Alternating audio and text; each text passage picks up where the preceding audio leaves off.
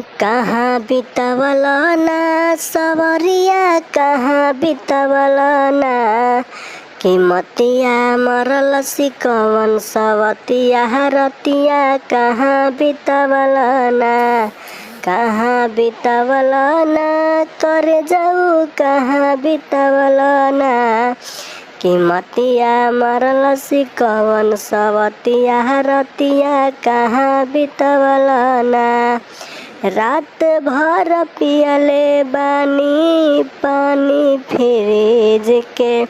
अपने से ठंडा कैले बानी अपना चीज के,